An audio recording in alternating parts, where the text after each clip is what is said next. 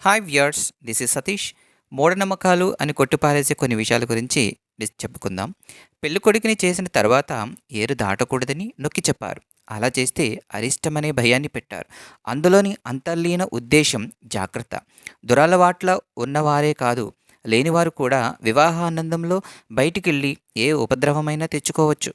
తద్వారా అనర్థం జరిగే అవకాశం ఉంది. అందుకే కదలొద్దన్నారు.